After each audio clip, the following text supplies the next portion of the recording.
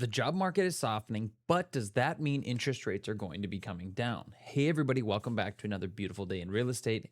Hope everybody enjoyed the 4th of July. Let's jump into a new week, new headlines, and see what we can be expecting for the real estate market over the next few weeks. Now, we did do a little bit of research in the bond market this morning, and we are jumping more onto the housing market this week. We realized that. Or I've been paying more attention to the housing market, and as we get closer to fall, things are going to start to heat up again.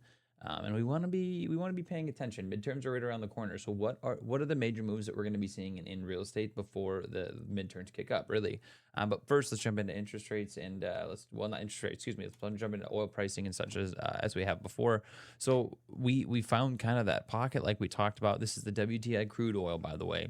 It is starting to form a bottom, maybe a little bit more, maybe a little, maybe a little below this 68. I said that 67 to 65 is kind of that pocket that we're expecting to see a bounce out of. We did break that downward trend line finally on the stochastic RSI, which more than likely means we're going to see some upward action sooner rather than later. It could bounce. Basically, what I'm expecting could happen is this is going to kind of curve over, bounce off this trend line, and then start going up again. There isn't very much strong news really to push the oil prices up as of this morning. Strait of Hormuz is open and oil ships are making their way through. Iran did meet with Qatar and the United States met with Qatar last week to work on peace deal talks. They actually never met in the same room, but they did move forward on some topics pretty significantly. The big conversation right now is Iran wants their frozen assets released and basically wants more control over the Strait of Hormuz, and the United States want them to denuclearize denuclearize essentially. And you're going to find that the heads are bobbing pretty aggressively, but there's nothing saying directly that they're not going to be finding some sort of solution. It's just going to take time. And I saw an article the other day, and they said that they were, expecting that talks with Iran and the United States probably won't end until next year, which is kind of crazy to me. I mean, it's kind of crazy to think about, but understandably, until we find a general consensus and neutrality, I mean, there's not much we can really do. You'll notice too that a big topic of discussion is that Israel keeps attacking Lebanon. And part of the MOU, the Memorandum of Understanding, is that they cannot be bombing. Well, it's not in the deal, I guess, but essentially they're saying that if Israel doesn't stop bombing Lebanon, that they're going to continue on with the war. And the United States has very clearly stated that we are no longer backing Israel if they're going to continue to be playing stupid games like that. So anyways, long story short, nothing's really dictating that we're going to see oil prices go up. The volume's starting to come down. Trend lines are still down, but we might be starting to form a bit of a bottom here and seeing a bit of a bounce. I'm not expecting it to go back up to all-time highs, but my guess is we're going to see some movement up before we see a big move down again. That being said, S&P 500 opening up this week above the channel that we've been talking about for a couple of weeks now. This channel goes all the way back to the bottom of the 2008 crash. Excuse me. And now we're in blow off territory, blow off top territory. Good Lord, I can't talk.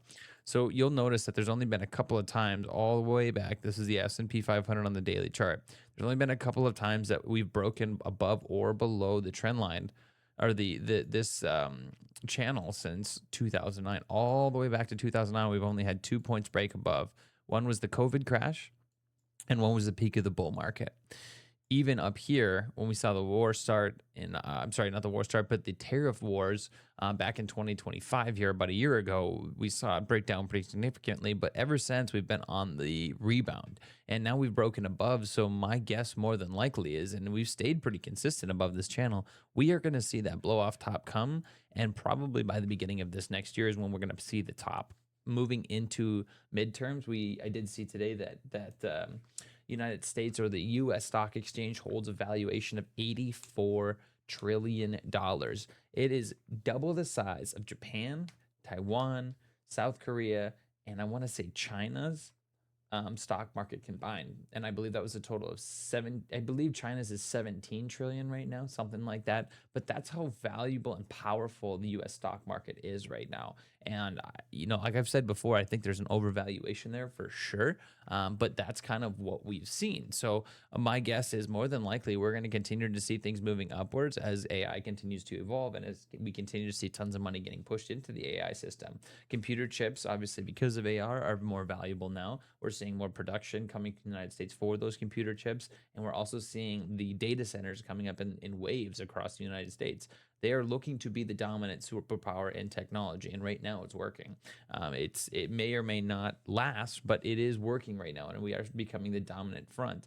And moving into midterm elections, and I reference this a lot because things move in correlation to what current events look like. So if we are having all of this push um, towards a positive midterm elections so that they can stay, that the right can stay focused on having the dominant seats, they are going to do things to push us in that direction. The crazy thing is most voters, they vote based off of current events. So it doesn't matter about the historical things that have happened. So you'll see it around these midterms and around election. They're going to try and make an effort to say, hey, everything's great. Nothing's wrong. The economy's ripping. We're all winning here. Everybody's doing great. Vote for us. We'll continue to do the same thing.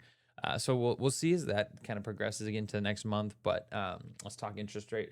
Geez Louise, let's talk about the mortgage world for a second. So rates hit a 7-week low as the job number blinks. So the job market is weakening right now. There's a 30-year fixed average at 6.4% this week per Freddie Mac, down from 6.49 and the lowest reading in 7 weeks. The 15-year fell to 5.79. Daily trackers have the 30-year drifting even lower to start this week's start this week in the high 6.3s. Why? Thursday's jobs report, added only 57,000 jobs in June. It was basically, it came out saying that it was 120,000 jobs, I think. But anyways, less than half the 115,000 consensus. And April and May were both revised down. Unemployment ticked to 4.2%, but mostly because people left the labor force, not because hiring picked up. Here's the twist for 2026. The market debate isn't cut versus hold anymore. It's hold versus hike. So we've talked about this. There was a kind of a bearish monologue that came out with Kevin Warsh's first Fed president meeting. It wasn't necessarily extremely hawkish, but it wasn't exactly positive, right? So he kind of left it open for interpretation, which more people are pricing in the fact that we're more than likely going to see rate hikes and rate cuts at the end of the year. However, if you see a continuing weakened market, like a job market, there's more than likely going to be, we're more than likely going to start to see those odds switch towards a rate hike. We're going to see more of a rate cut more than anything. So, the new Fed chair has been openly hawkish, telling audiences prices are too high, but the soft job prints pulled a summer hike off the table, and September hike odds dropped from 64 to 50% in a day. Again, when the job market is strong, it means money's being spent, which means interest rates can go up, right? But when the job market's weaker, not as much money is being spent. So more money needs to be printed, right? Interest rates need to be lower so people can afford more. So it's basically showing that we're seeing, the on-camera angle, I don't even see this. Bad news for workers with good news for the mortgage rate. Here's why 1 week jobs report can just say buyers real money. Okay, so basically interest rates can come down, and you're going to start to see interest rates come down if the job market continues to weaken. Warsh's Fed markets learn to react to the Fed again, not the other way around. The 10-year Treasury, the yield, your mortgage rate actually follows, is parked at a tight band of 4.46 to 4.49. It tested 4.5 midweek. Then it eased when Warsh said inflation expectations had softened over the past month, helped by oil returning to pre-war levels and the U.S.-Iran talks progress and Hormuz shipments recover. So again, we're seeing talks with the U.S. and Iran. There's not a war essentially going on as of right now. It's basically hit a pause button with a memorandum of understanding. And by seeing that, the markets are feeling confident again, more confident, more certainty, right? And then Strait of Hormuz starting to see ships go through. It's about a 36% of what initially was being transported through that corridor before the war. However, they are saying that it is open and you can continue to move through it as long as you are keeping, following the rules, right? Keeping your GPS trackers on, making sure your lights are on at night, that sort of thing. So there is still some risk to it. They say it is high risk. But people are, companies are able to kind of transport through the Strait of Hormuz and continue to move forward.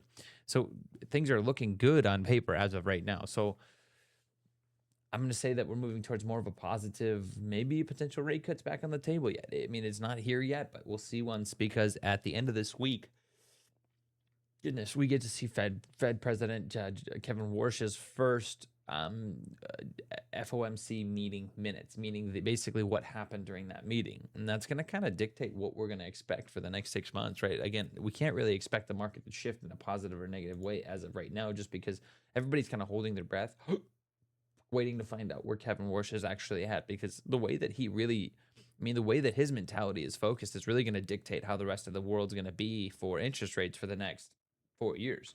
So until we have more certainty behind what he actually wants to do or how he wants to do these things, will dictate whether we're going to be seeing a positive or negative reaction in the market. So over the weekend, things still looked like we're progressing in the right direction. But however, we really don't have a sure confidence or complete understanding of what that looks like just yet. So the takeaway for my audience, because I build these based off of reading to you guys, as long as the 10-year is pinned at 4.5%, mortgage rates live at 6.25 to 6.5 corridor. Fannie Mae and MBA both project mid sixes through 26 and 27. Nobody credible is forecasting 5 this year, waiting for the strategy built on hope.